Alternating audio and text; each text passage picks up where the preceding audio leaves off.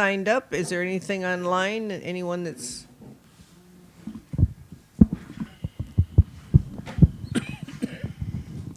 Being that there are none, we'll move on to consent agenda items. Is there anything that anyone wishes to remove from the consent agenda?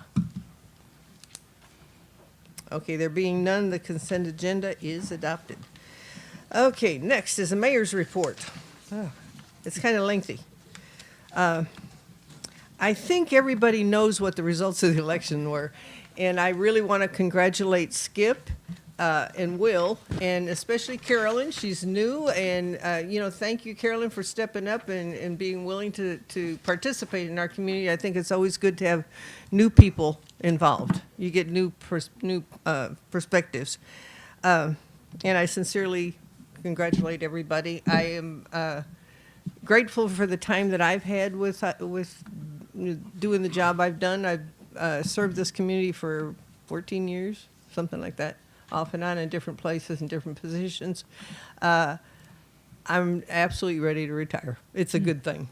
So, and Skip and I have been working together. We're working together on getting all the little details wrapped up, because there's a lot of stuff that has to be handled in this transitional time. And it's been a pleasure, actually. I told him just a little while ago, it's a pleasure working with him. We're getting things done. The election, we're required to do what they call canvassing an election. In that, we just got the results from the county clerk today, the official results. Because they post the results, but then there's a certain length of time that they have for mail-in ballots that might get there late or whatever. And so we just today got the official results of the election, and that has to be canvassed by November 22nd. So it was really a short time frame. This has to be posted 72 hours prior to, so we already posted that we will canvass the election on November 22nd, which is Tuesday at 9 a.m. in the morning. This only requires two people, myself and one other council member, to canvass. It doesn't have to be a big city council meeting. So it's a quick and easy process. We've done it plenty of times now. We're experts at it. So that'll happen Tuesday, November 22nd, 9 a.m. This says 10 o'clock. Huh? 9 or 10? Oh, that's right. CD gave me an hour extra sleep. 10 o'clock. That's right, because I said 9 o'clock. He says, just rest. Okay, 10 o'clock. Okay, thank you for catching that, Skip. And then the swearing in will be December 15th, which is our next meeting. And I would suggest that we have a celebration for our new council that's going to be coming in. It's going to be interesting because we have new people. And once Skip gets sworn in, what happens is there's an automatic vacancy on council. And so one of the things on the agenda for next month will be to appoint someone to fulfill that unexpired term. So it's going to be interesting to see how it all transpires. And it's all good. All right. Town hall meeting, there were several things that were brought up at the town hall meeting that require follow-up. And I think those are all things that need to be addressed by our new council. One thing that was brought up was the pay rate, discussing the pay rate for our marshal's department. One thing that we did check, the marshals or deputies at the sheriff's department are being paid $21.25 an hour. Regretfully, we already set a budget. Those things should be addressed at the time. They are making $30 an hour for like at the hospital. And I understand that now, because if you look at it, it's like time and a half because they're working overtime. This is over and above their normal hours. But anyway, that's something that I think new council, make note of that, because those are things that sometimes get lost. We talk about doing something and then we don't follow up because it gets lost in the shuffle. But going over the minutes, we were noticing this. The other thing is, David Herrington mentioned doing a workshop on the codified ordinances in early November. Guess what? Early November's over. So, but I do think it's an important thing, probably, whenever you guys decide, it's your thing. The other thing we've talked about over and over is James Guest, the delinquent tax attorney with Linebarger. we've talked about him coming out. And he did call and confirm that he will be here December 15th, and so we'll coordinate on all the things that he's going to be presenting at that meeting. And also, it was mentioned that we should have periodic town hall meetings like we used to have. And I think that's a great thing to do, so make sure that that's another thing that you look at. I talked to TML today, and they said that there's always a newly elected officials training after elections. It's usually held in January, and it will be held in January this year again. It's something that's extremely beneficial. Now, they told me that you could do this online. It's only going to be up online through November 30th, and that's why I'm mentioning it right now. It's a $75 charge, and they said the thing about it is all the council can get together and watch it. So you guys could plan a time to sit down and look at this video, and it's going to be before our next meeting, because they said after November 30th it'll be taken down and it won't be online anymore.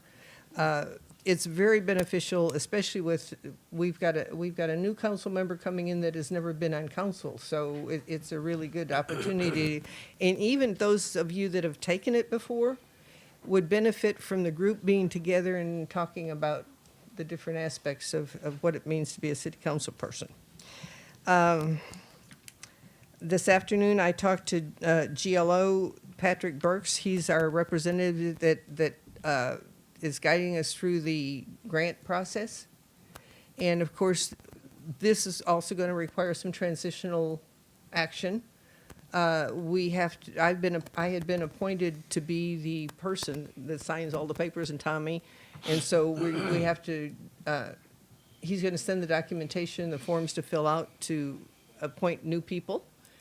And also, of course, that's going to happen in the December meeting officially, so that we can have minutes that have to be included in that. That should be a fairly simple process, he said.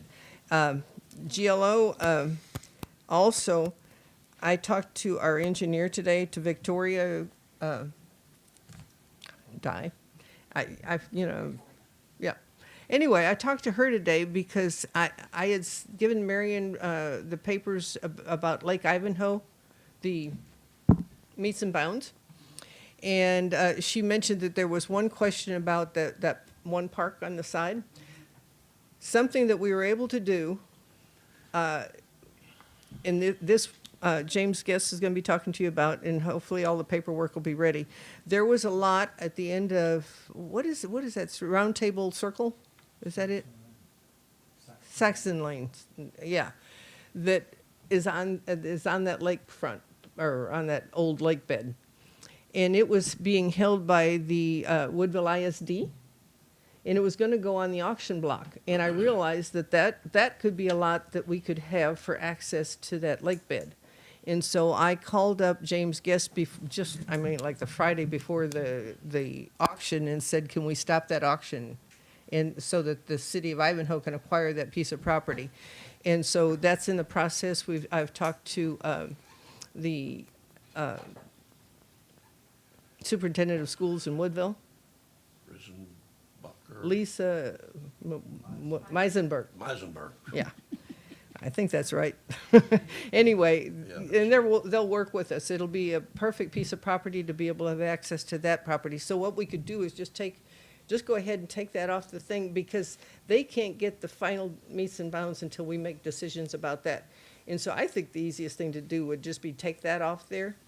And the other thing is, money is going to be much more, it's not going to go near as far as we thought it was going to go. So that way we can move forward with that. What Victoria was saying, it would be much better to go ahead and bid all 3 projects at once. We talked about phasing them, doing them in phases, which we can do, but she said you're probably going to get a much better bid if you bid all 3 projects at once. So they're trying to get all of that information together on all 3 projects to be able to put it out for bids. All right. I think that's about it, except for happy holidays. We're getting into the real holiday season. Christmas in Tyler County is a fun weekend. our part is Saturday night, we have our boat parade, and then Santa Claus comes in here to meet all the children, and we have some refreshments, and it's a lot of fun.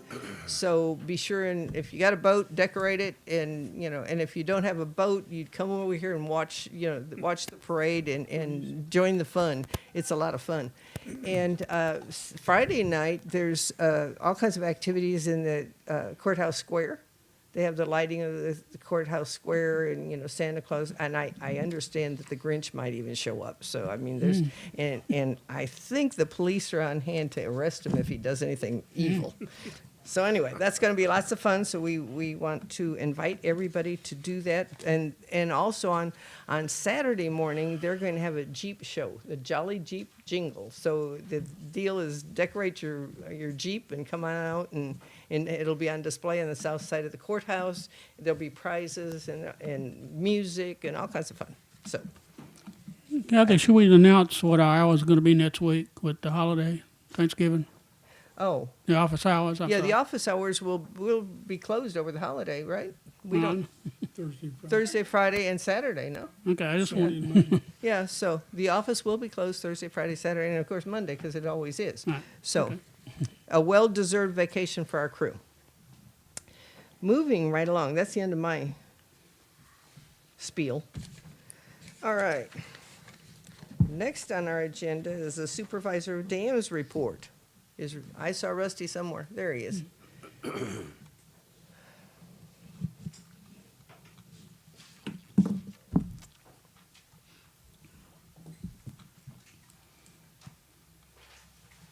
Rusty.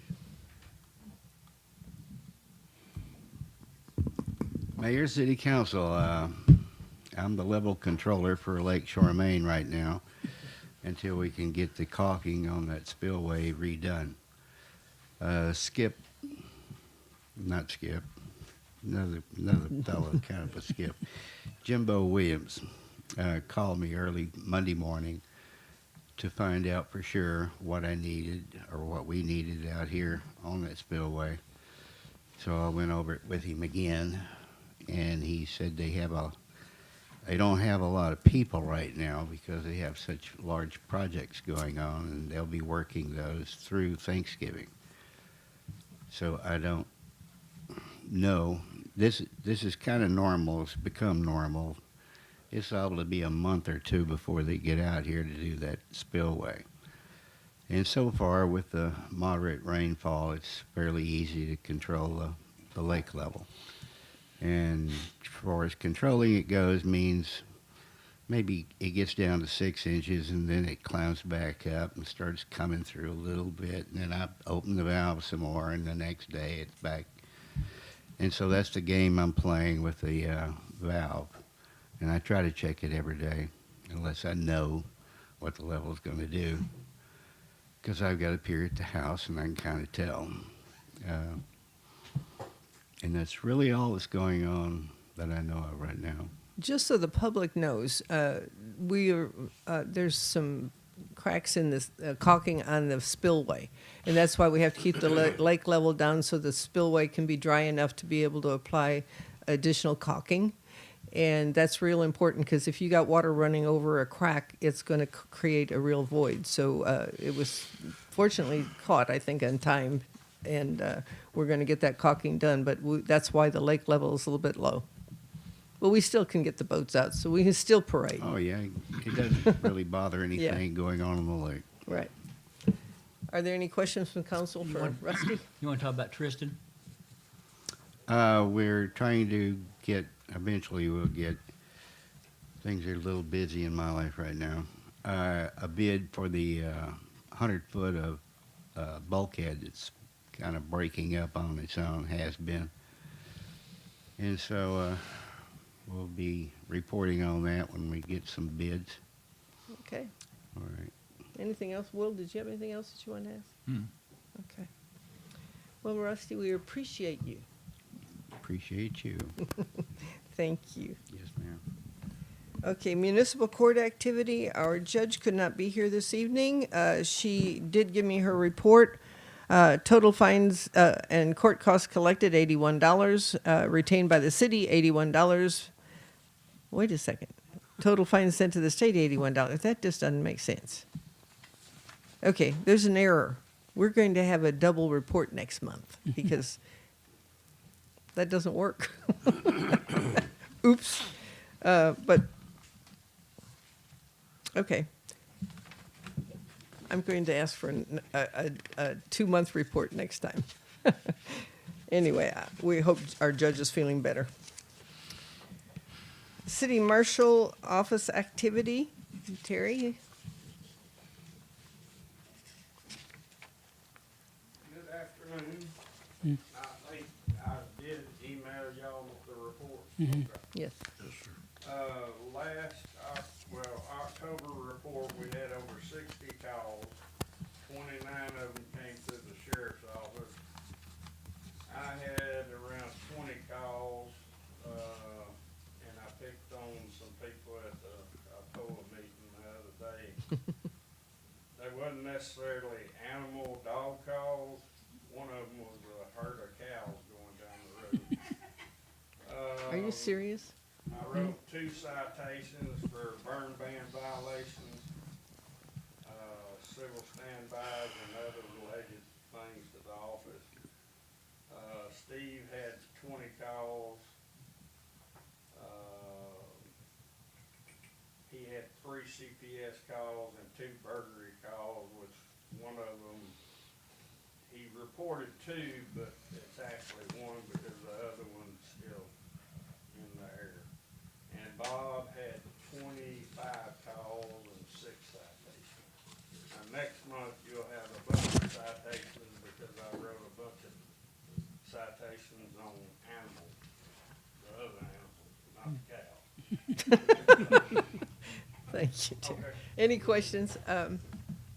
Normally, we don't have audience participation, but I would like to ask you, what is, Are we still in burn ban? no, the burn ban has been lifted. But you gotta have a water source.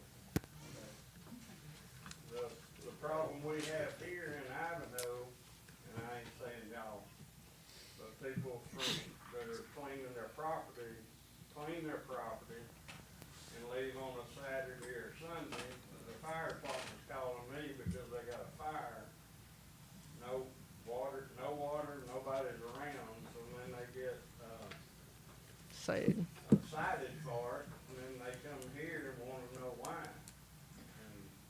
And And we have actually had brush fire, fires start because people abandon, So do you cite them or is it and, fire department? and you're, if the fire, I just wanted to explain that you're not supposed to do any burning without a water source.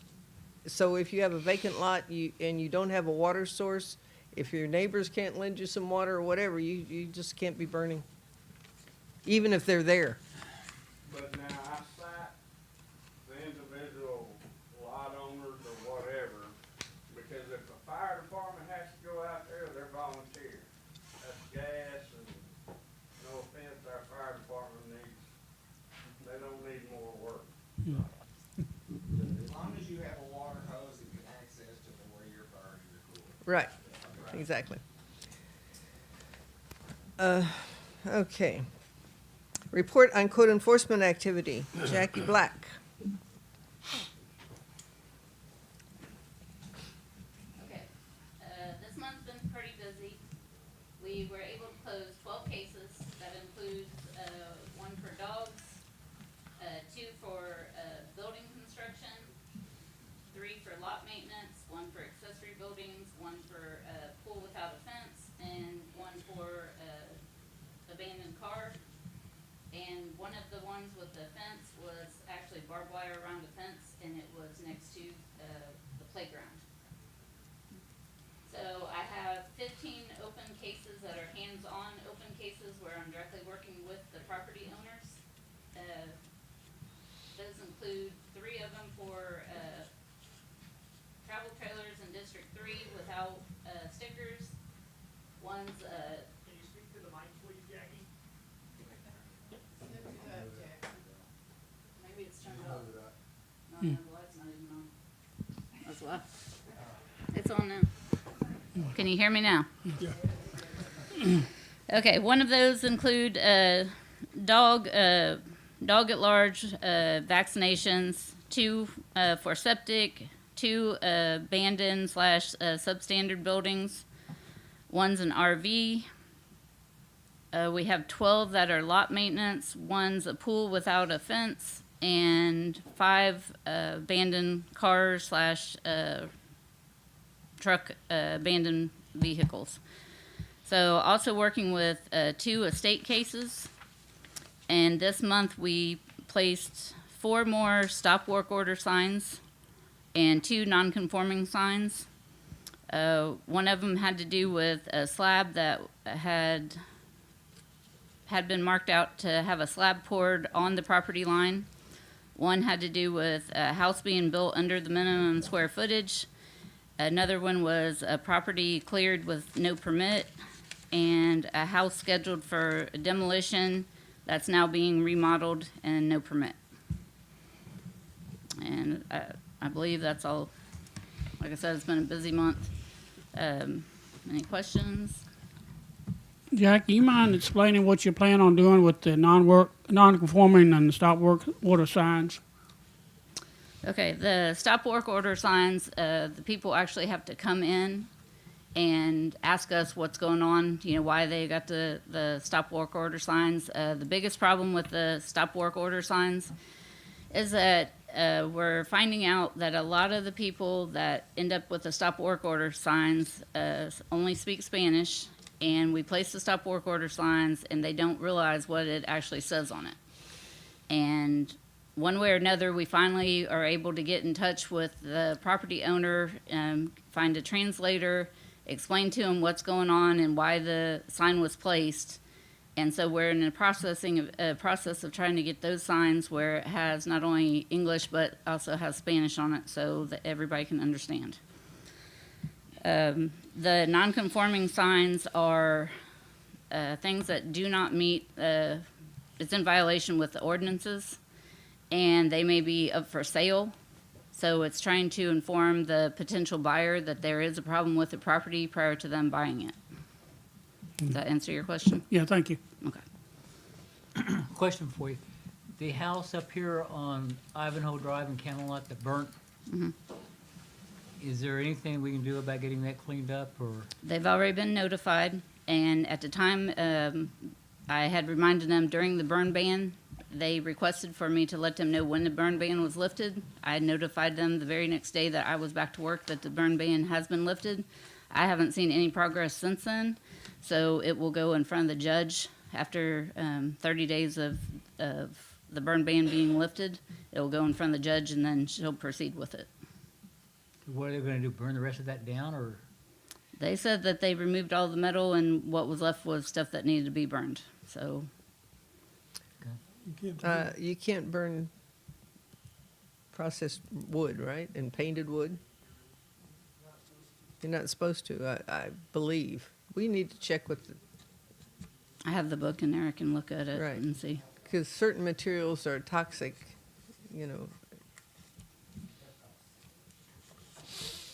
So, yeah, check on that. Just follow up on that. That's good information, thank you, ma'am. Thank you, Jackie. All right, Public Works Department. Get your notebooks out, everybody. Well, I got my book.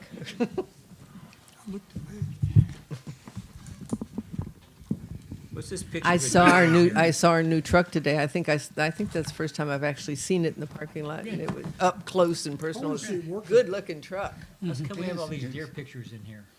Oh, I forgot to take those out. Good evening. Howdy. Let's start off with a couple of things here, and then I'll walk y'all through this. We were able to clear out 12 work orders during the month of October, which comes out to about 3 per week for our 4-day work weeks. On a bad note, we have some cracking at the Gulf Coast job there at the end of Galahad Dam, right in front of Helipad Park. Some pretty good cracking. We also have, I think, 2 base failures. Actual, what's been reported to me, base failures with the alligator cracking already beginning to start on Lakeview, somewhere around 20th. I'll take a look at those as soon as I can. Lakewood? Lakeview, I'm sorry, Lakeview. Lakeview Circle. Oh, okay. We'll take a look at those and verify that is the case. On the first page here where we talk about the raw ash and mixing it and so forth, I want to explain something here. We're finally able to pick up some more ash. They were going through their yearly audit and asked that we not come between this days and this day because they had a lot of foot traffic back there where we would be at. So we were kind of slow in picking some up, but we did get it. We picked up 48 tons. We have not dispersed any because we haven't mixed it yet. That's why below the acquired 48 tons of raw ash, I have out to the side projected. We will process 144 tons out of that 48. The projected total cost of doing this, picking it up, processing it, is going to be somewhere in the neighborhood of $739. That makes the cost of that mix, which I truly have no doubt that that's going to be the numbers because it's worked the same way before, will come out to $5.13 per ton. If you compare that cost to 144 tons of limestone that we would have been using at $42.94 a ton, that would be $6,183.36.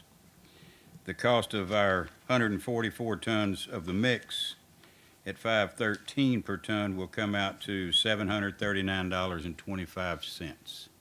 That should give us a cost savings, if all the projections pan out, which I have no doubt that they will. Cost savings just on the first load for this month, $5,444.12. That gives us a cost saving since August 17th to November 17th of $18,218.21. So that certainly helps. If you'll turn to the first tab, that's where we were able to put out the last of the mix that we had on hand. A couple of them have been done before, but we felt it necessary, the corner in the back, to go ahead and put some more in. So far, this one. So far, we've gotten good reports from the folks in that curve, in that area, that it's holding up just fine. We've also gotten reports from some of the other citizens regarding smoothest they've seen some of these roads in years because of this material. We're able to put it out fast.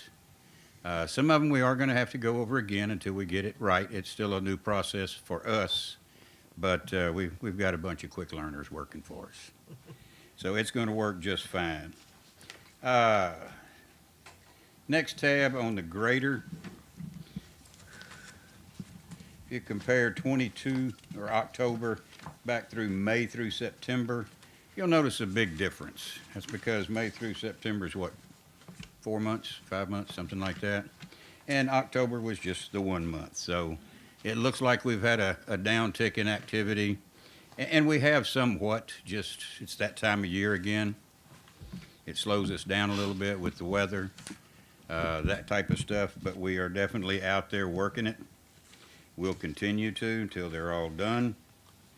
On the culverts, Mr. David, Yes, sir. before we leave the grader, just for perspective, the motor grader is also used to spread the ash mixture, correct? absolutely. Okay, so if, And do most of the ditching too. right, okay, so Yeah.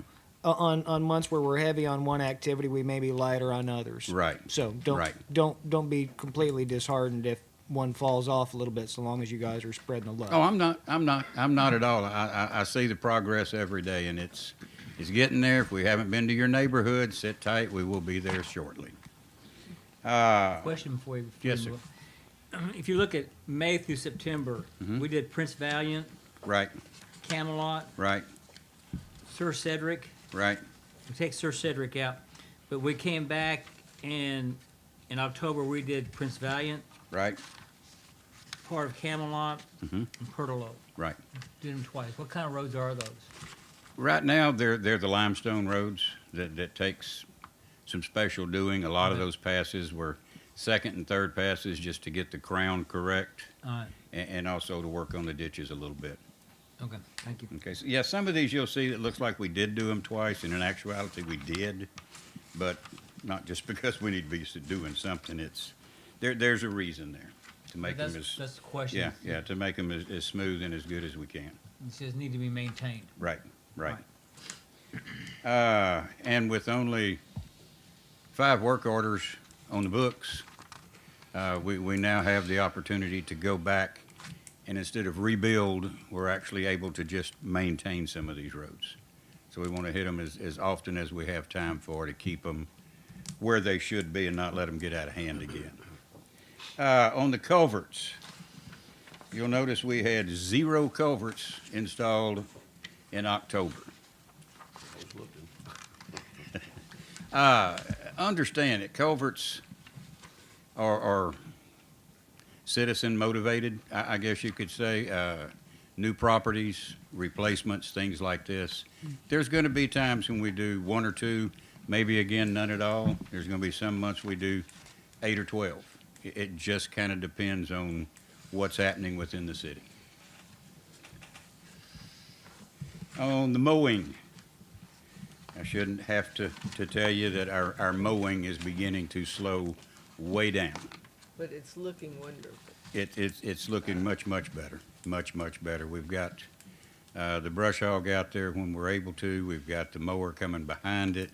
It moves faster, quicker, and we get a much better cut.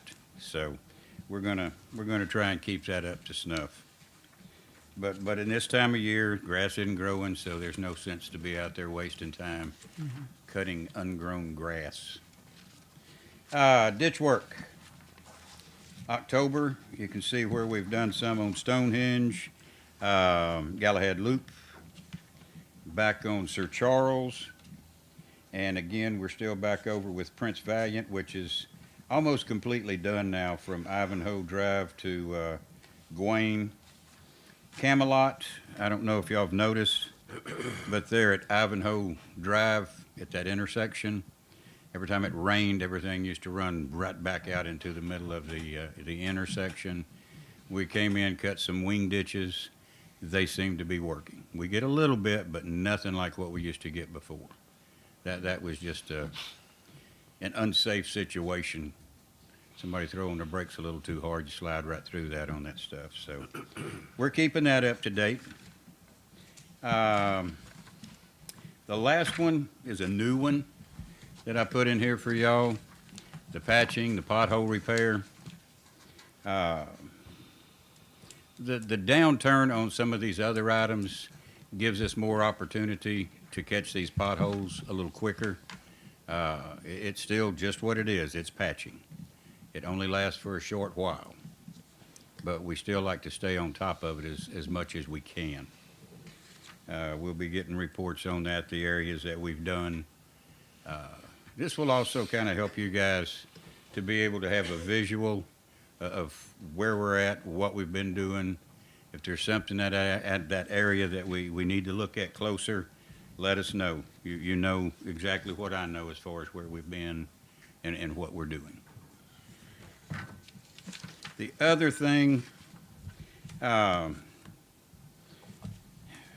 working on I hate this term, but I can't think of one better, a master plan, if you would, to kind of split some of this work out into phases to where we can get it done faster, easier. And these are small areas.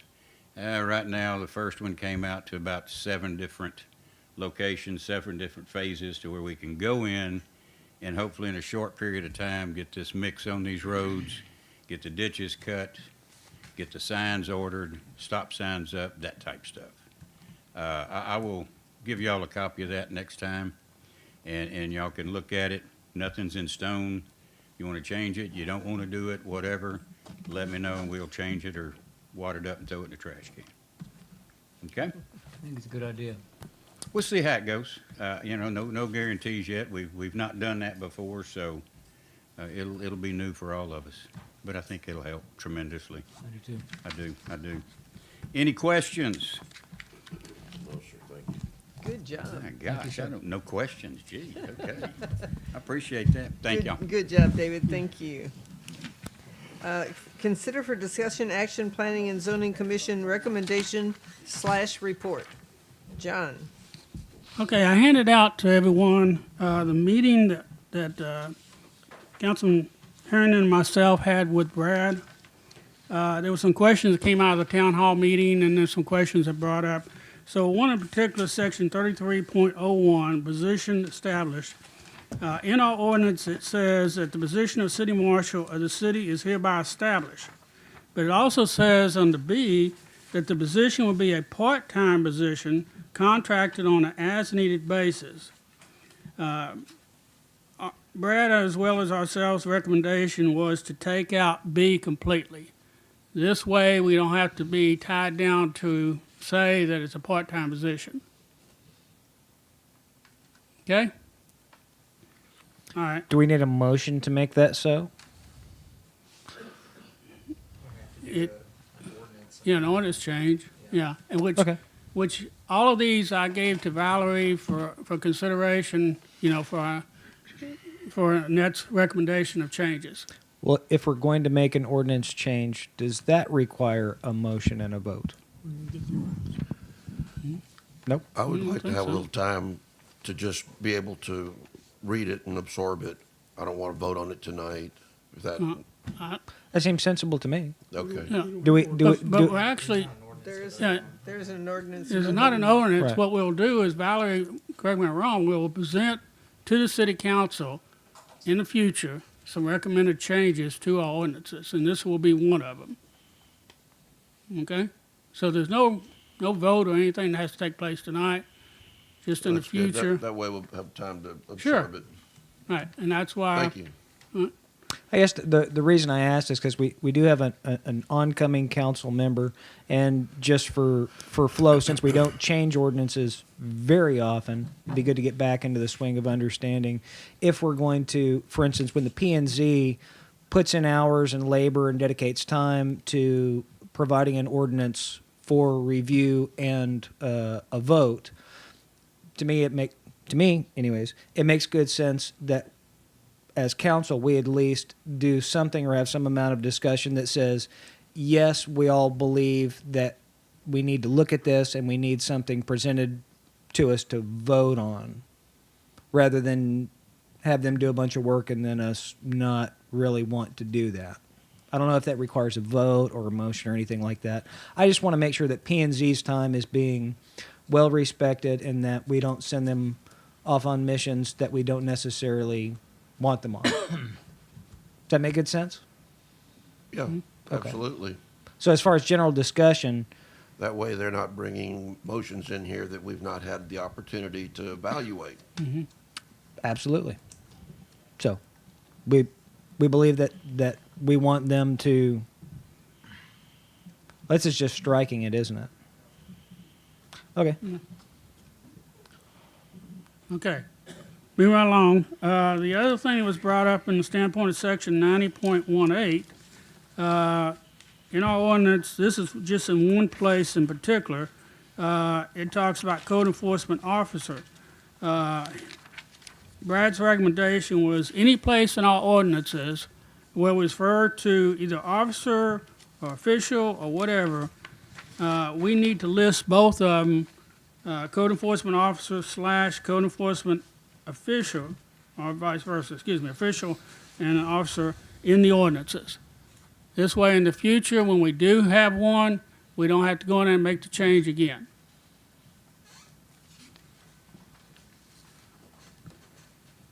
Any questions on that?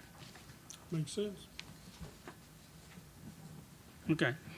When we talk about non-conforming use, shall not be enlarged upon, expanded, extension, and shall not be used as a base for adding other structure or use prohibited elsewhere in the same, except as otherwise provided here.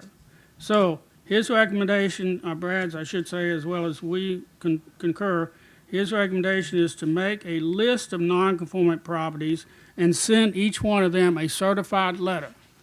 That way, they have something in writing. They cannot come back to the city and say, I didn't know, you know.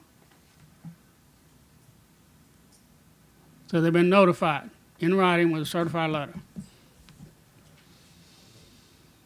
And the last thing that we discussed was deed restrictions that never expire. He agreed with us that we should only concern ourselves with the 7 that never expire. The rest of them, if they've expired, we don't need to concern ourselves with.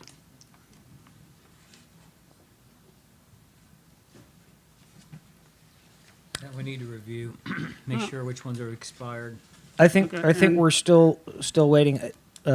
Just as far as my communication with the association, I think my understanding is that they're still waiting to hear back from their legal counsel as to a final determination as to whether or not the deed restrictions are in fact, which ones are good and which ones aren't. That being said, I think what Brad points to is that when we look at the ordinances and how we tune them up moving ahead into the future, that we concern ourselves with ones that are not expired versus ones that are. Was that accurate, Brad? That makes perfect sense. Yeah, sure. I mean, we, as much as we can, we'd like our, our ordinances to match the deed restrictions. So, it's a cohesive system. Oh, I'm sorry. It would be nice to see all this in, in written form so that we'd have the opportunity to study it and make sure that we're all in total Right. agreement rather than just having a discussion and saying, yeah, I'll do this and do No, that. I'm not saying anything about taking any kind of vote. This is Yeah. something that I wanted to bring back to y'all from the meeting that we had with Brad. It's good stuff. Yeah. Good. And I'd like to know from the association which deed restrictions have expired and which ones haven't. Okay, which, Their legal attorney. yeah, and I have a list, but I'd like to make sure that we did go over some of that stuff with Brad, and he's pretty well confirmed the 7 that never expired, but maybe y'all's attorney may have something else. I don't know, association's attorney. I'd like to see what they are. I mean, Right. I don't- I want to know which ones they are and review them, study them. Okay, yeah, I can, And just for council visibility, when I left the meeting with Brad and John earlier this month, within about 20 minutes of leaving there, I called Miss Marion at the association to ask her if they had already requested from their legal counsel a determination on which ones were and were not valid at this point, so that we could maintain as close a parity between the two as possible. Yeah, I'd like to get a list of those that have the perpetual. and I have that, and I'll get that for all y'all. Okay, I'll thank send you. it to you. Thank you. Thank you. Yeah. Okay, moving along. Consider discussion action appointing a permit review committee. That's John Craven also. Okay, this also came about recently because my personal thoughts, some of these permits are being issued, and nothing against the people that are issuing them, but people got the idea out here that they can just come in and get a permit any day of the week and just get it. I think, and it clearly states, this is strictly out of, the second page I gave you, I'm sorry, it's strictly out of our ordinances, that even states that, they could be a minimum of up to 4 business days before they can get approval or disapproval. And that there's a possibility that a committee, and whether it be 2 people or 5 people or whatever, so I just think it's something for Skip or y'all to look at in the future, because I think some of these permits are being issued that need to be taken a little more time to evaluate. I completely agree with you, that we also need to understand the process of going from issuing the permit, you know, the application, the issuance, and then the permitting fees were put in place to be a pass-through for the city inspector. I don't know that we've had follow-through on the inspections, correct me if I'm wrong, but, you know, in some cases, if we had an inspection process in place, some of these issues might be caught in advance. Right. And also would protect the city in the future. Would protect the homeowner as well. Right. So.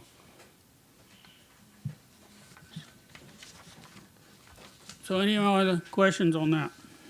The inspector is only called out on building, on new construction. Or, yeah, right? Well, I mean, there's a man over here that put a slab down, he got a permit for it, and put it too close to the road and had to add to it. There was Right. another one over on Charmaine Drive South that put a form up too close to the property line, and they had to move it. Right, but I mean, that's why I think John is saying that it'd be good to have a committee go out and actually eyes, you know. Now That would be what the inspector Yeah. should do, I would think. Well, But we can. yeah, we can hire inspectors, yeah. You have to increase the price of permit, but We yeah. already did that, Okay, I think. When Chuck Vonderland was here, we voted on the increase. Anyway, it's okay. yeah, it'll, We'll work through it. yeah. Well, you're not talking about every permit that everybody comes I in, know. they say they're gonna cut down a tree, you know? I know, I get it, I get it. But I just think that needs to be looked at, that's I all. agree with you. Okay. All right, moving right along. Number 9, consider discussion, action, approval or disapproval of Derksen type pre-constructed buildings for move in as habitable building. Councilman Herrington. So this is, Jackie, still a pending permit application? Okay. So what we have is a property owner who has requested to bring in a Derksen built building. I'm not gonna title it as any specific type of building, but Derksen builds to Southern International Building code. Resident IRC, International Residential Code. They state that the structure is built to IRC code. However, the base footprint of livable space in the building is 700 and Change. some change, less than 800 square feet. But Derksen brands and markets the structure with, I guess, about 300 or 400 square feet of very low ceiling loft. And the International Residential Building Code states that for a space to be countable as habitable space, 50% of the area of the room must have at least a 7-foot ceiling height. This structure does not. The property owner then requested if they could pay a full new build permitting fee, like they were going to build a new structure, and then bring that in as a base and build off of it. My concern is that we do not, in our ordinances, have anything on the books for this type of structure. We have manufactured homes, we have modular homes, then we have conventional built homes, but we don't have any ordinances that regulate this type of structure. Now, these structures from Derksen may be fantastic, and they may meet all kinds of codes and everything, and that may be great. But if I think that council needs to make a decision in some form or fashion as to whether or not we believe that it is appropriate and or safe and or beneficial to allow these types of structures to be used as primary residences, even built off of. it's not a call that I want to make, and it's not something that we have an ordinance for. So that's why I'm raising the flag on it, is that it. When you go to the Derksen site, they're a portable building manufacturer, and our ordinances say no habitation of a portable building, and so it like lots of things we're seeing these days. It's a new frontier on a lot of forefronts.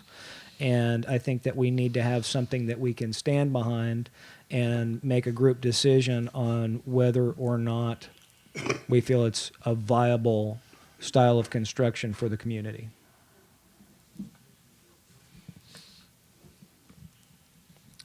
It's not big enough. Well, what the property owner, again, what they would like to do is add on the appropriate amount of square footage to meet the minimum square footage requirements. But again, my question is it a portable building? Because it's not a modular home, it's not a manufactured home, and it's not a conventional built home. So we don't have anything in our building codes that covers this. So what do you suggest? This is obviously something that's happening right now. I mean, We have a pending application right now for someone who wants to do this. My thought is that we need something on the books if we're going to allow it. But if we're going to allow it, I think that we need to know why we're allowing it. You know, there's a reason why we don't allow portable buildings to be habitations. That's because they don't meet any codes for habitations. But in the case of Derksen, if they say that they meet IRC standards, I don't know if we need to take a look, have a third-party assessment of these types of structures or something like that. What I don't want to see is a flood of folks moving these types of structures in that really aren't, while they may meet IRC code, the question, just like with the old mobile homes, is what kind of longevity will the structure really have? Is this like a 10 or a 15-year structure at the end of the day, where in 10, 15, 20 years it's fallen apart and then it becomes a problem for the neighborhood or residents or whatnot? I don't know. I have a concern. I don't know which way that we should go, but I think that it's going to require a little bit of investigation and conversation. Yeah, I think so. We need to talk about it. I think that we need to have somebody look at these buildings and get a report back first as to the quality and the longevity of them before we can even make a decision. And we did call them and ask them what they classify this as, and they classify it as a portable building. And then we have an ordinance that says no portable buildings. Right. The ordinance says Habitation. no storage buildings. So, I mean, where that falls in our definitions, I'm unsure. Let me ask Sounds a like question. there's a lot more discussion needs to take place. Oh, yeah. Yeah, just as new things come up, you got to change your ordinances and Yeah. establish what you do and don't intend the Well, ordinances to mean. And definitions too. I didn't Right. mean to cut you off, Tommy. That's all right, I'm not on yet. Okay. Okay, I want to, David, this building, is it subdivided inside rooms, or is this one big room? they bring it in as one big It's room. it's a shell. Okay, does it have electricity? Is it set up for plumbing? No. It's a storage building. Right. Okay. Need some questions answered. I have a question. Brad, is the person that's asking for the permit, are they gonna finish it out? Is that what they're saying? Mayor, do you want to moderate? I'm assuming, and David, would you like to address that? I mean, you've obviously been talking to the person. If it's going to be a habitable structure, it would have to go through all the building inspections. I was just talking about moderating the audience interaction. Oh yeah, well, But I we're mean, not supposed to have audience participation. I'll answer the question for council's sake. It's assumed. I mean, they're talking about paying a full tilt new construction permit, which means It would have to be finished all the way through habitability and would have to have a final sign off from Mr. Pretty with electrical, plumbing, interior, the whole 9 yards. One of the primary concerns is if they bring it in and then drag out construction and finish out the shell that they bring in, but don't finish out the addition, then what are we left with? So, but that boils down to code enforcement and proper inspection schedule. Okay, what, are you suggesting any action right now as far as how we deal with these people? Have you told them that it's just, At this stage of the game, the building, even though it meets IRC code, it's not, it's a portable building company. It's not a housing or I think habitation. You're splitting hairs, though. If it's IRC code, then it's built to the code that it needs to be built to. 6-inch centers, Well, and that being said, 16-inch centers. that being Yeah. said, in different places in their marketing materials, it says it about different things like the trusses or different things like that. We haven't had someone like Mr. Purdy or an architect or anybody like that review the designs as a whole to confirm that from the foundation up, it's actually suitable for long-term permanent habitation. We're simply taking, again, a portable building manufacturer's branding at face value, and I know I've seen some rather large portable buildings that are 2-bedroom, 2-bath. it's true. And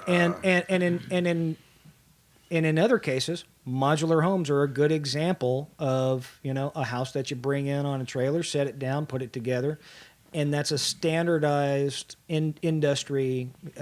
It's an industry standard for building and Kinda like assembling a IRC. house, right? But I don't know personally if the entire structure is fit for long-term habitation. I think before we make a decision, we have to have a subject matter expert take a look at this and come back to us with a report. I think that's a great idea. Yeah. okay. And then we can go forward and make a better decision.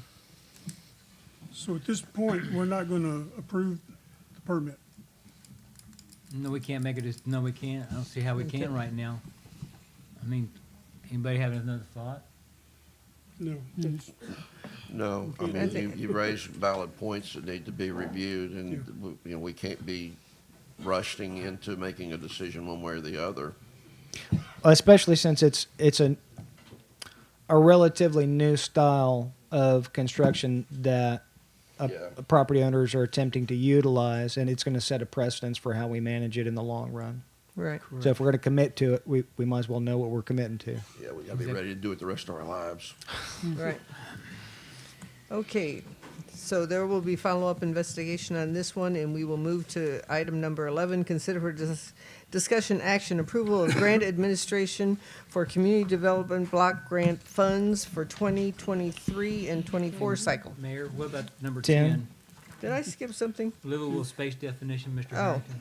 I thought that was all kind of part of the whole. I did touch on that briefly, but this is just briefly. There's no need to drag this one out. Again, when we talk about the minimum headroom required to be able to count the space, to clarify for residents and people that are attempting to build, I think that it's important that in our ordinances we define livable space. Right now we call out a measurement for what it should be, but we don't necessarily very clearly define that, and that's where we've gotten into chasing our tails on this one with the Derksen building, is that they came in thinking that they had livable space upstairs that really doesn't meet the qualifications. So Well, but that's in the International Building Code, right? The livable space definition? that's correct. Right. But yeah, it needs to be more defined. Anything else on that? Nope. Okay. Number 11, Consider discussion action approval of grant administration for community development block grant funds 2023-24. This is every 2 years we have an opportunity to submit an application for CDBG grant funds.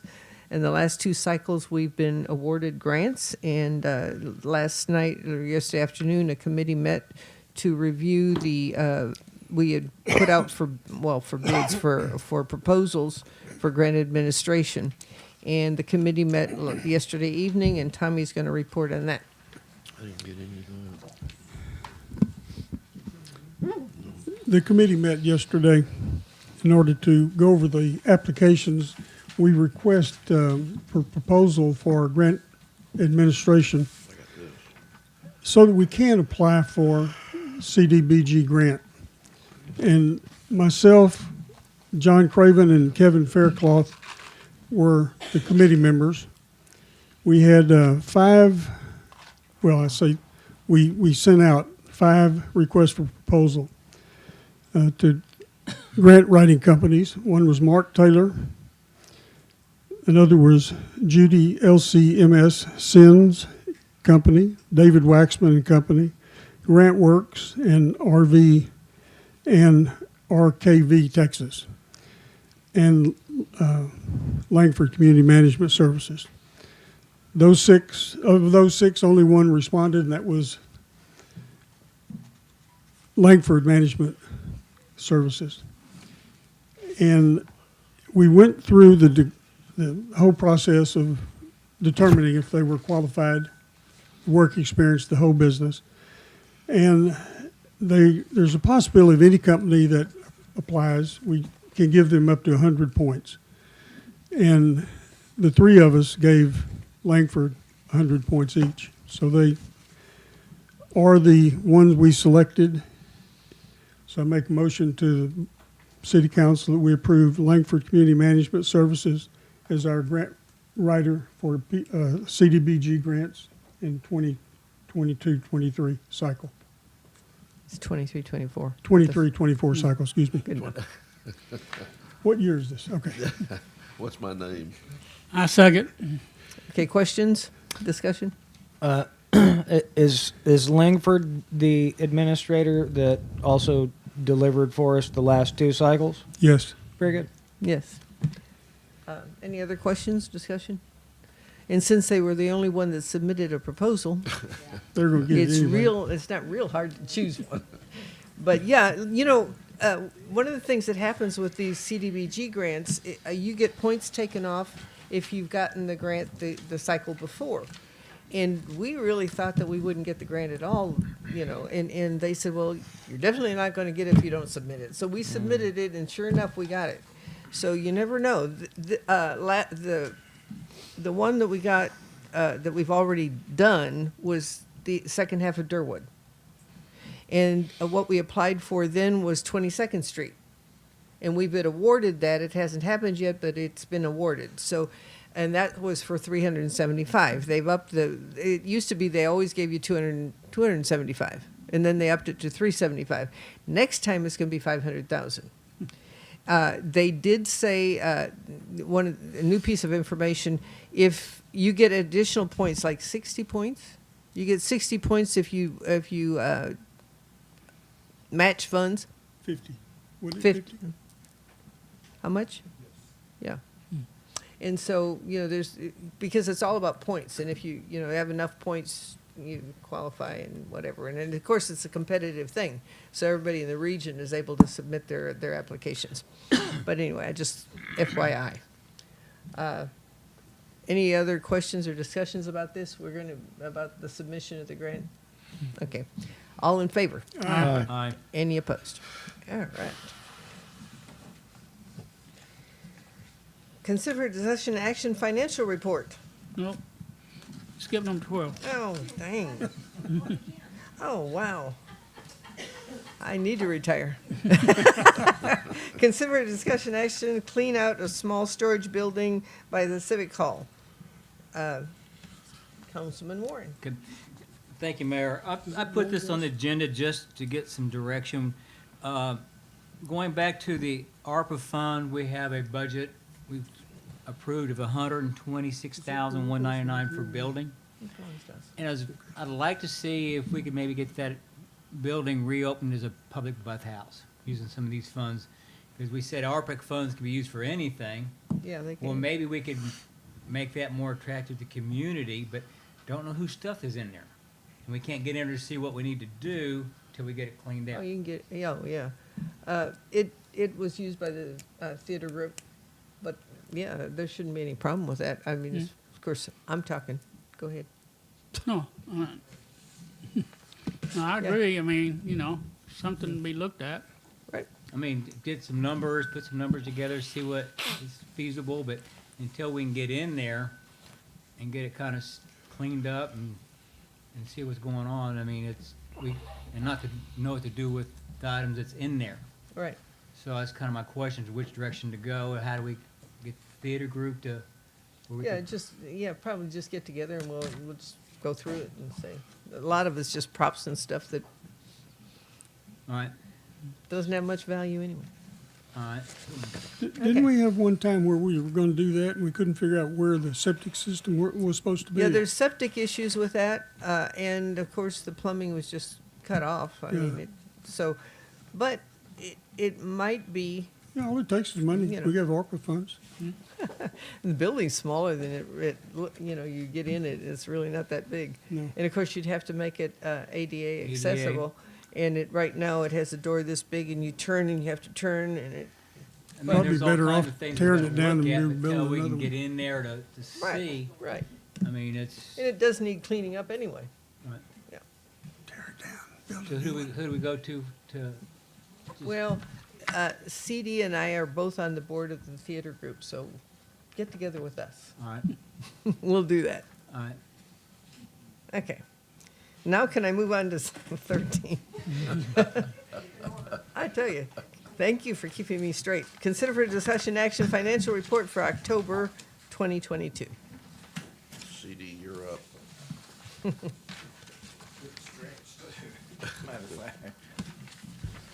Okay, and I have a red light. Let's see how far we can go before it blinks off. Oh,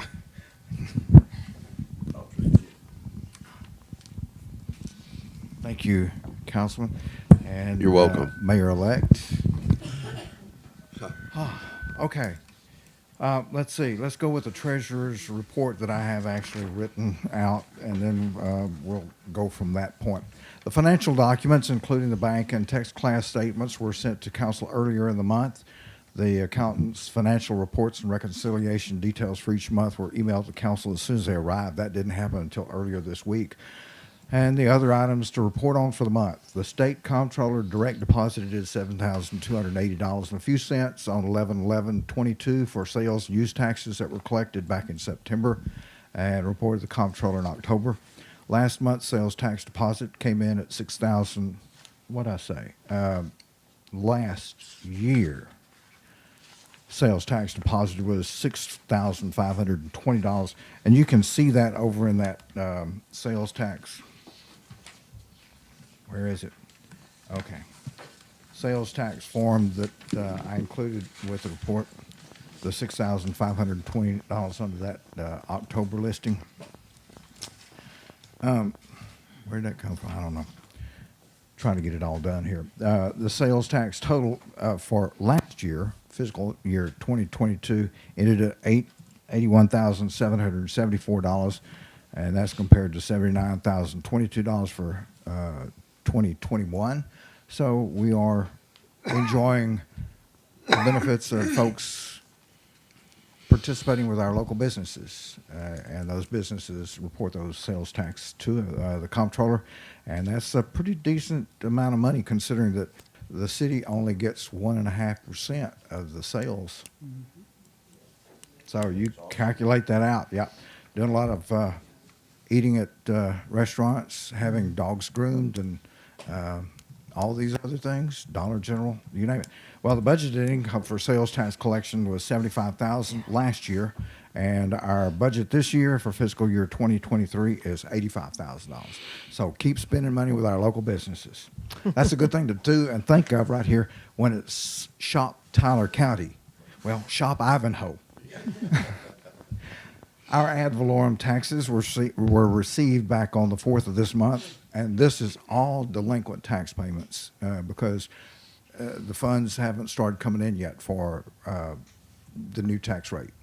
So just to let you know that $6,268.69 went into the maintenance and operations fund, and $1,487.48 went into the interest and sinking INS fund.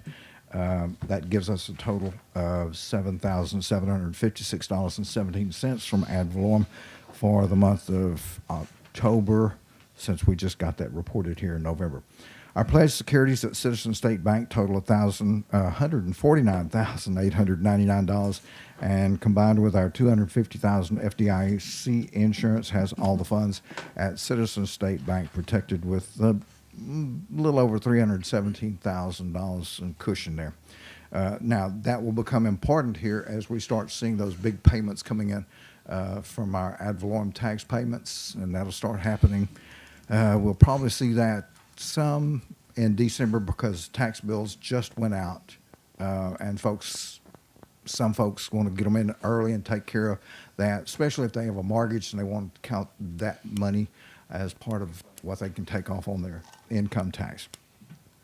The main part of that, though, will show up in January and February. And so we need to have that cushion when those big payments get into Citizen State Bank before we go ahead and transfer it over to Text Class,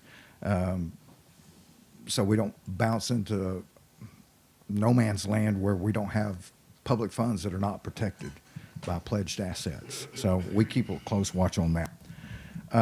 Going back to last month's review of the fiscal year 2022 budget, that 43-page profit and loss detail showing all the income and expense for fiscal year 2022 that I sent out to council earlier this month indicates where the discrepancies with the budget come into play. At the very top of the first page, there is a grant revenue showing $651,509 and another one for $122,702. That was actually flow-through funds from the two big grants that are underway. Should have never been in the general fund, but I'll get to that, the reasoning behind that in just a moment. Another $178,261 that came from the U.S. Treasury as our second-year payment from the coronavirus recovery funding. Again, none of that should have shown up in the general fund account, but it does because QuickBooks Online groups all of our funds together, and I've reported this before. It comes to showing up in reports. Anything that's generated, it takes all of our income and all of our expenses, and that's where it shows up on that budget list. Well, it doesn't help whenever we have line item budget for general fund that has money that shouldn't be in there from the grants. So do I make sense on that explanation? Okay. I know, right? So anyway, the accounts are separate as far as income and expense. When I get a deposit sent into Citizen State Bank, or we write a check from that general fund account. But when it comes to generating reports, the software program does not differentiate between general fund, grant funds, whatever it might be, ARP, the American Recovery Program, Plan Act, or grant funds. It sees all those monies as one. So that's the issue that the accountant and the auditors dealt with since we moved to QuickBooks Online. And when you look at the fiscal year 2023 budget versus actuals that I sent out earlier this week, you'll see that once again, this one came from Davis Heinemann and Company, but once again at the top of the page, there it is, grant revenue, $120,151.60. It's actually for paying the engineer and the grant administrators on our $7.9 million grant. So it skews that budget. And so this is an issue that moving back to QuickBooks Desktop will resolve. And during December, the transition will take place so that when we end QuickBooks Online on December the 31st, and we're having to do that so that we don't screw up payroll, the preparation of the W-2 and the 1099 forms. If we were to shut QuickBooks Online down, well, last month, then we'd have 3 months that we have all kinds of issues trying to work it through. So that's the reason that we're staying with QuickBooks Online for the payroll purposes. Now, during December, I'm planning on pulling all the deposits and checks that have occurred since October the 1st and work that into the desktop so that come January the 1st, it'll be a fairly seamless transition. I won't have to be going back and doing all of that data entry basically because I will have done it before we get to that point. That's the plan, and hopefully the train doesn't have a wreck or run off the rails. Okay. That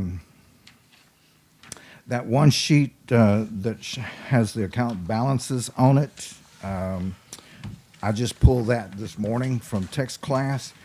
I wish that Citizen State Bank would do a similar kind of report, but they don't.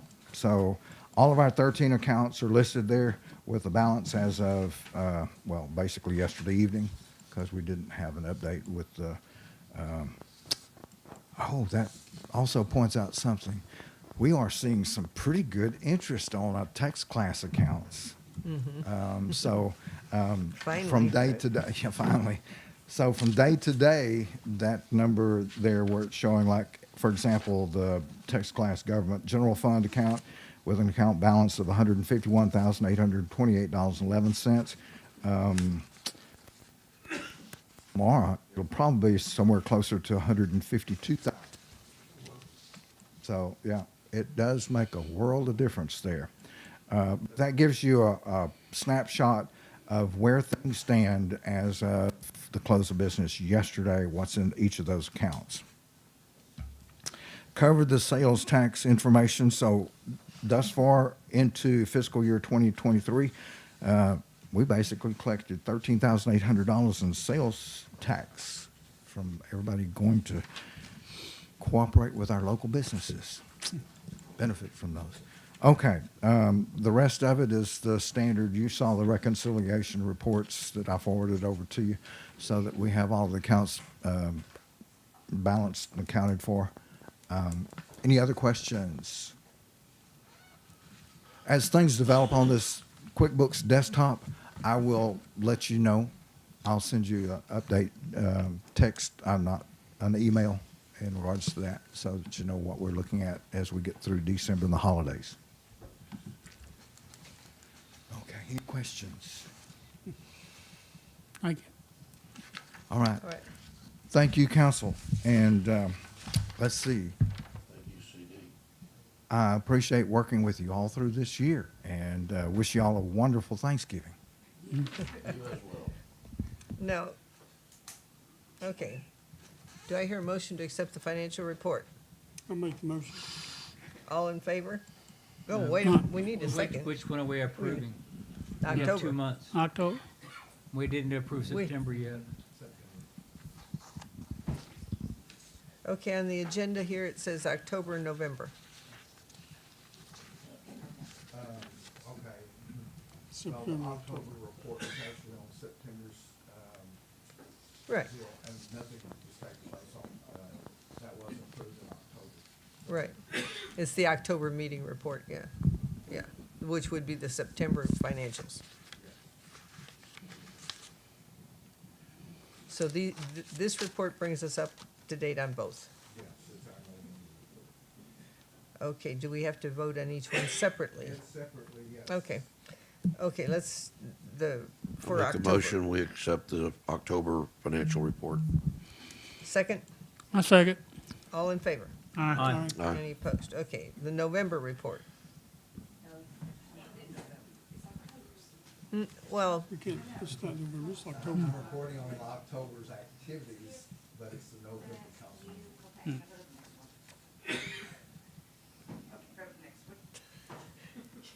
listen, I have enough trouble on my own. Okay. Consider discussion action financial report for November 2022, which is this month's report, and it's the October financials. Got it. I make a motion to approve the November financial report. I'll second that motion. All in favor? Aye. Any Aye. opposed? Okay. Can I move? Yes, Consider for discussion action personal time off for employees who have not had any time off until their anniversary date. Councilman Warren. Thank you, Mayor. On this, we did the personal time off, and we decided we're gonna go with the anniversary date. And we said, okay, well, fine and good.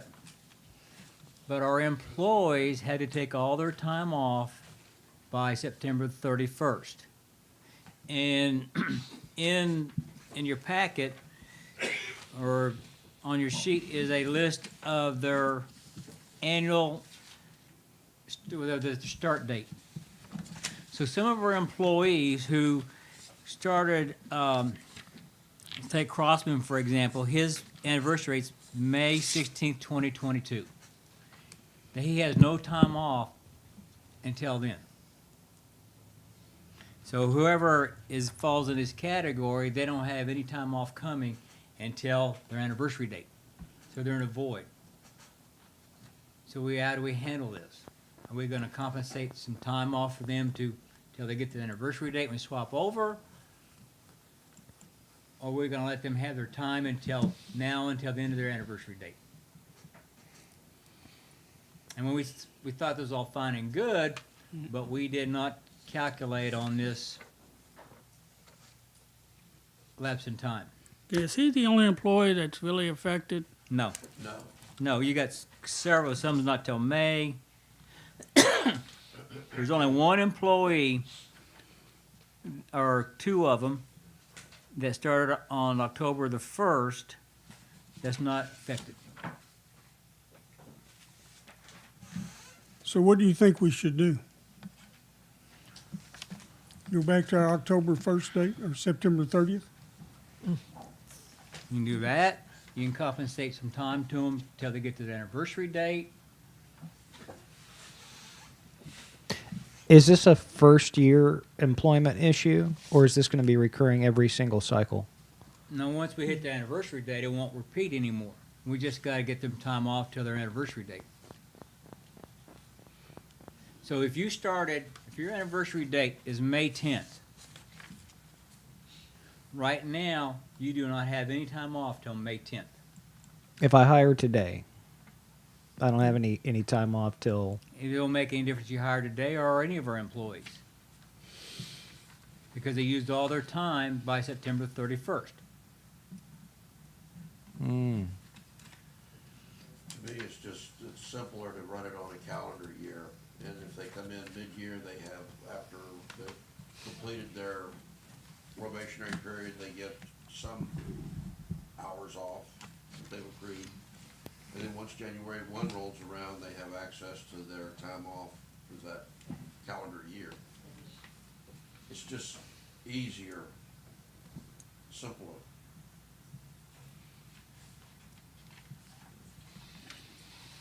But Well, I right know now, I mean, even if you go January 1st, they don't have any time. If they start when, If we go calendar year, January 1st, yeah. nobody would have any time until January the 1st. I think, yeah. For this I- year right now. The decision had been made, right, that it was gonna be fiscal year.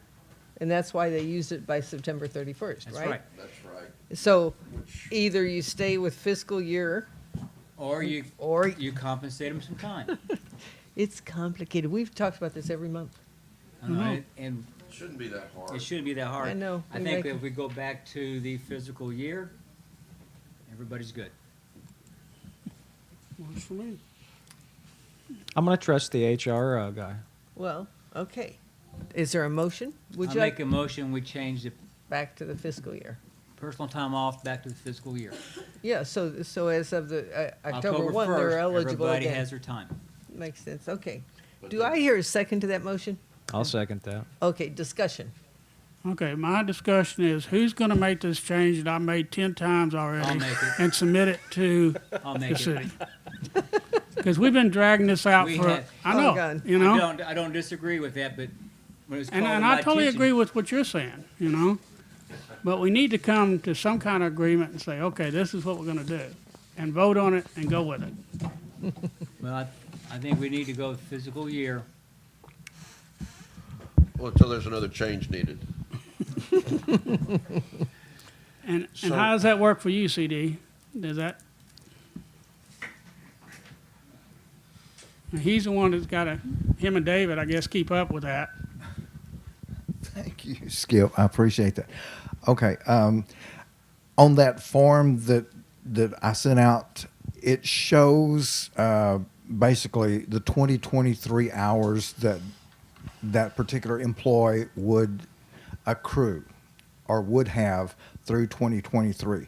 Now, figuring out how to get them there, as a matter of fact, 2 of the employees already have turned in for PTO time. And so what I'm doing at this point is just crediting them for that until they build up. And how do we accrue that? That's kind of hard to figure out. They get all their time on October 1st. There's no accruing Based on the fiscal year. based on the physical year. That October makes 1st. it considerably easier on our part. Yes, sir. And then what will happen if an employee comes in to Public Works and he fills out a time off request? When payroll goes in, he hands that request over to payroll, and then that tells him that he's got 2 days of personal time off coming to be figured into his time this week. Right. Yes, sir. That's how, that's, keeps it straight. Makes it simpler. Okay, any other discussion about this issue? All in favor? Aye. Any opposed? All right. Can I move on, Debbie? Johnny, Okay. Johnny, can we talk about personal time off? I'd rather not, thank you. I think we drug that dog through the dirt enough, thank you. What about holidays? Can we talk about holidays now? Yeah, pull that knife out, Okay, please. actually, the next thing on the agenda, I know. and I didn't really put that on there, you know, I think CD is wanting some clarification. Consider discussion action clarification on Sunday and/or Monday holidays are taken by, when they're taken by employees. Okay. Where's the issue here is when the holiday lands on a Sunday or a Monday? Do they get Tuesday? Do they get, is that the question?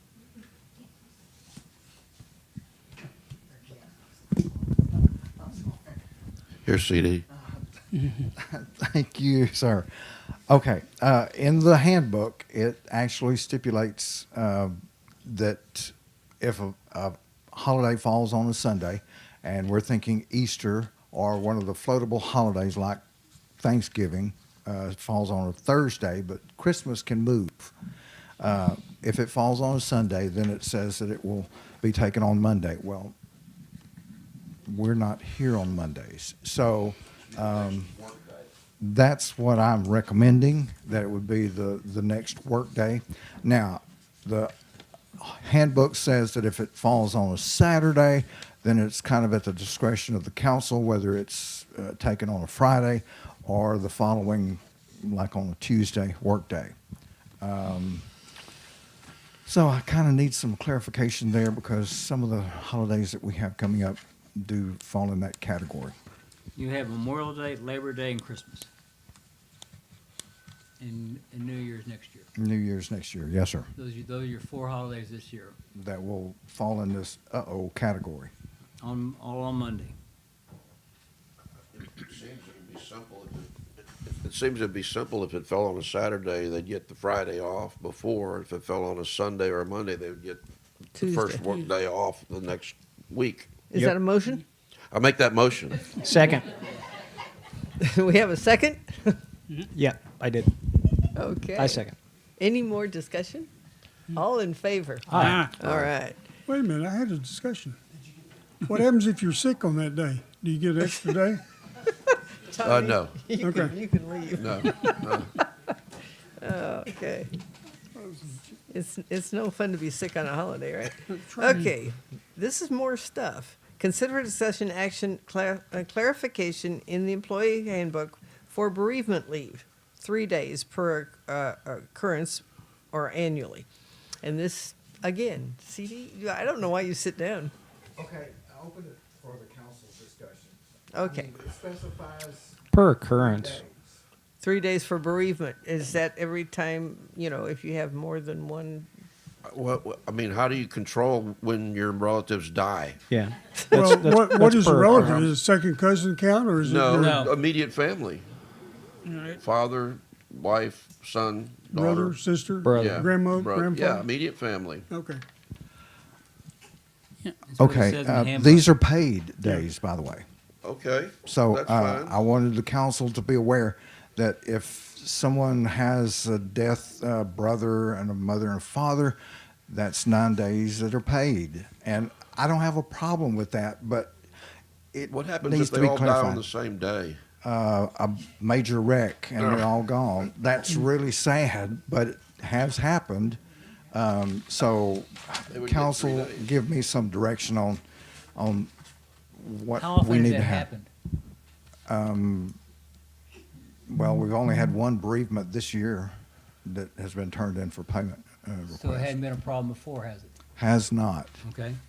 And it does say in the policy manual that you do have to, that we can require documentation if somebody is not taking advantage of us.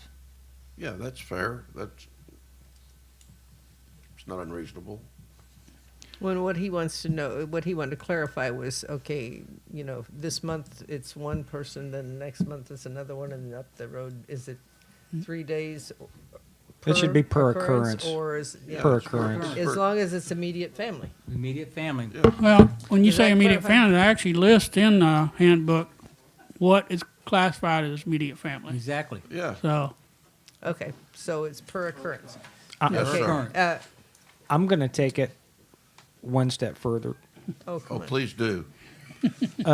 We really isn't a joking matter, but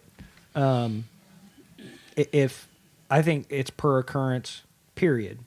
If I somebody agree. loses a mother and a father on the same day, give them 6 days. Oh, absolutely. In that case, you'd need 6 days. Yeah. Yeah.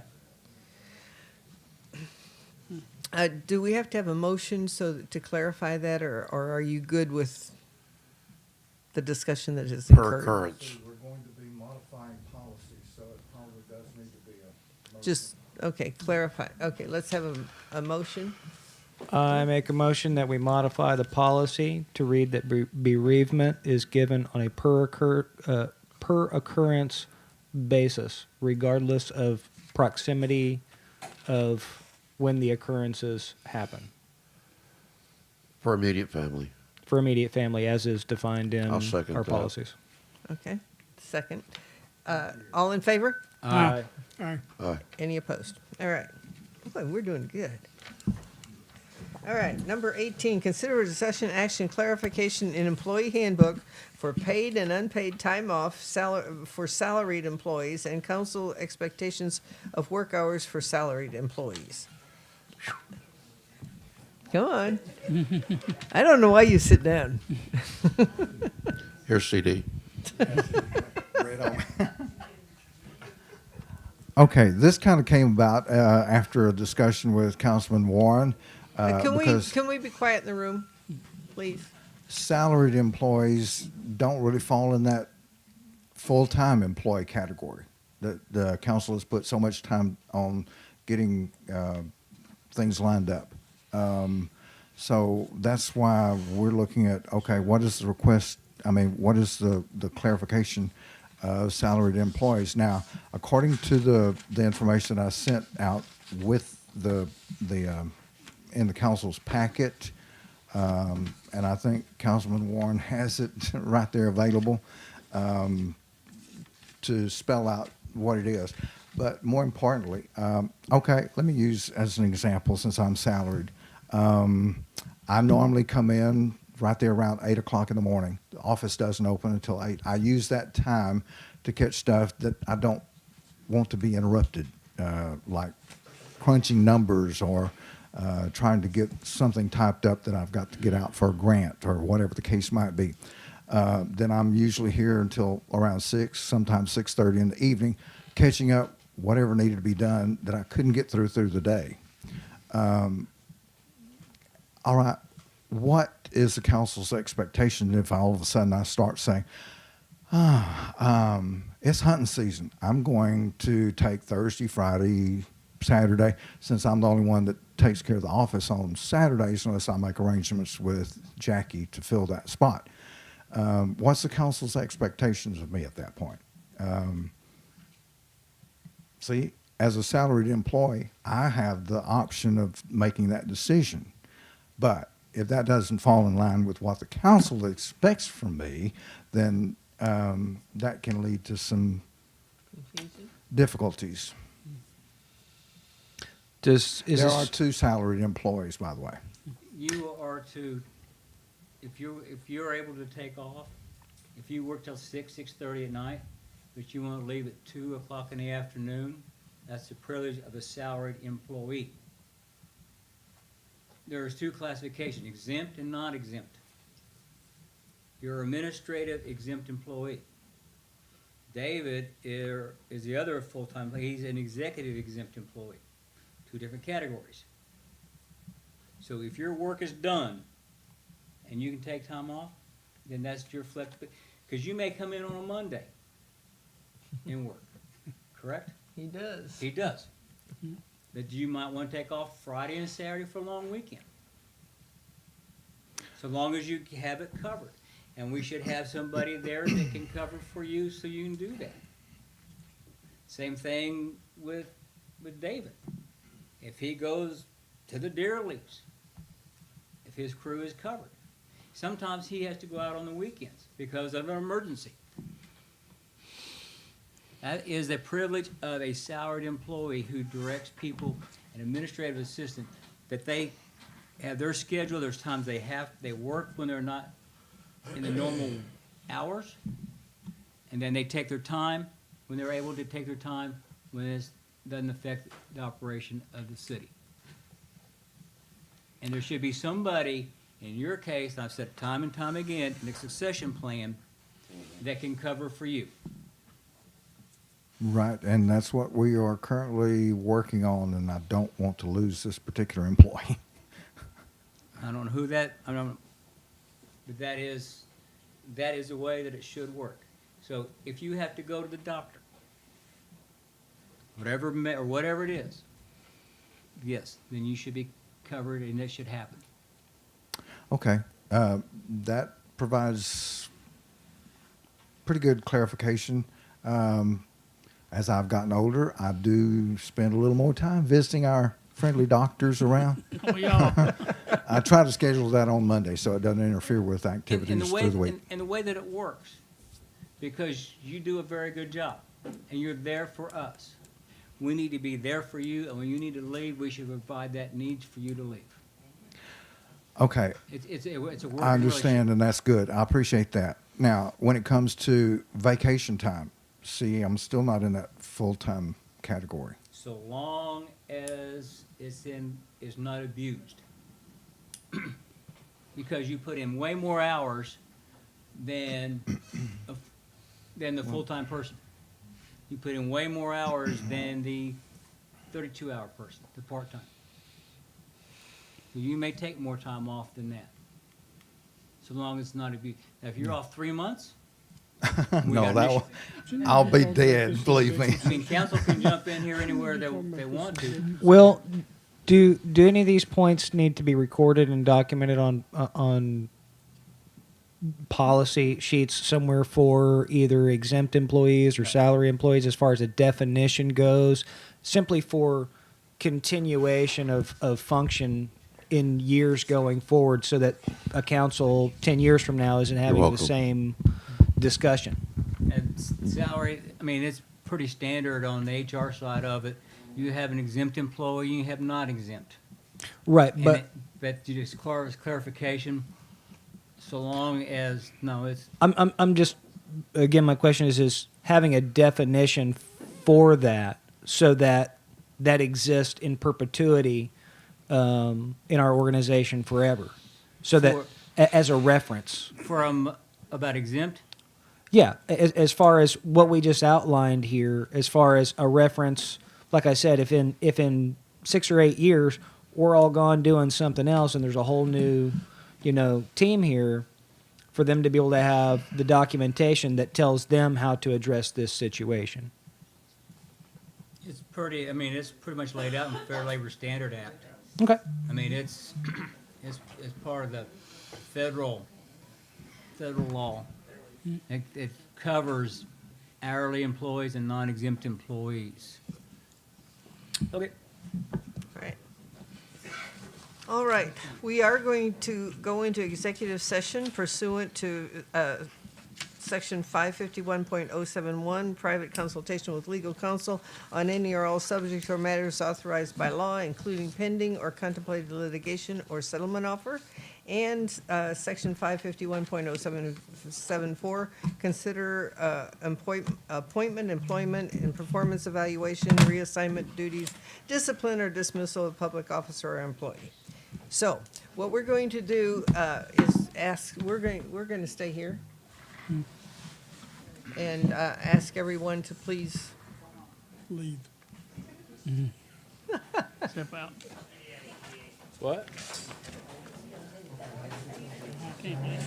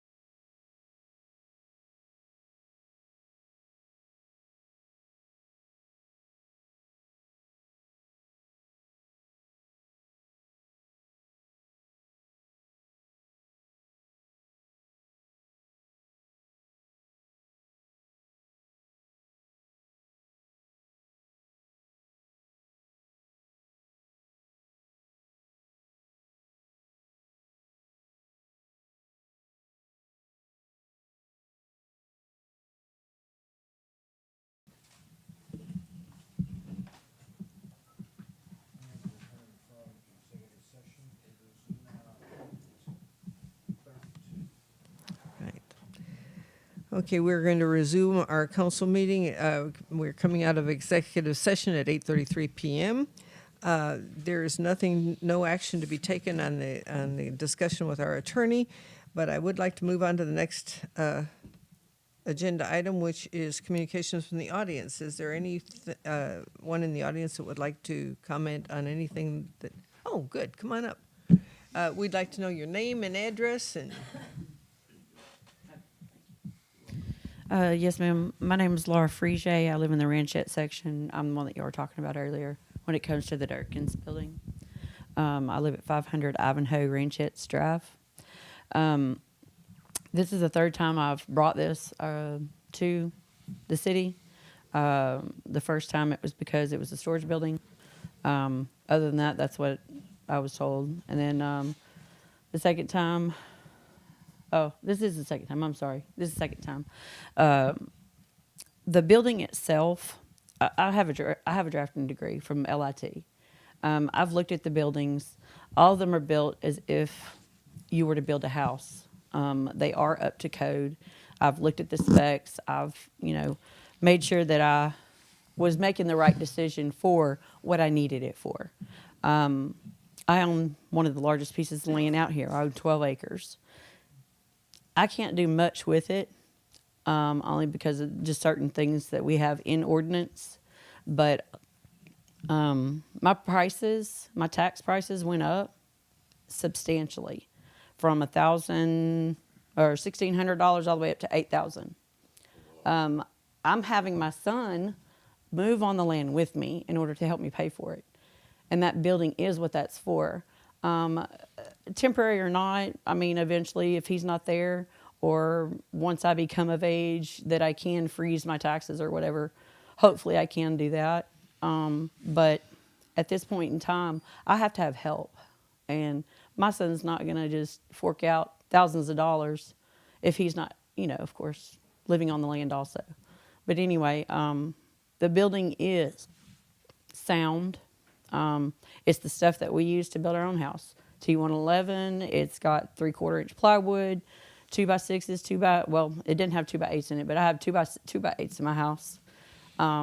It's all built as if it were a regular house. So all the wind codes are up to date, up to code, and I'm a third-year electrician. I went through IBEW for that. I'm also a pipe fitter, so I know how to do my own plumbing. So it's not like I have to have contractors come out. I just need someone to come in and inspect it and make sure that it's done correctly. Is there already a primary structure on the Yes. property? Yes, 2,000 square foot house.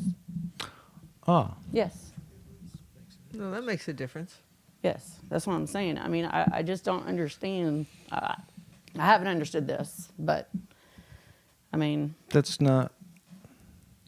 Okay. Well, this is the thing. Whenever you do ask for a permit, they have you draw what's in there. And of course, I've drawn that. And from what I understand, they were asking or wanting to ask for blueprints. I can't afford blueprints. I can't. I'm not rich. I don't even work. I'm 52 years old. I've got spinal stenosis. I have degenerative disease.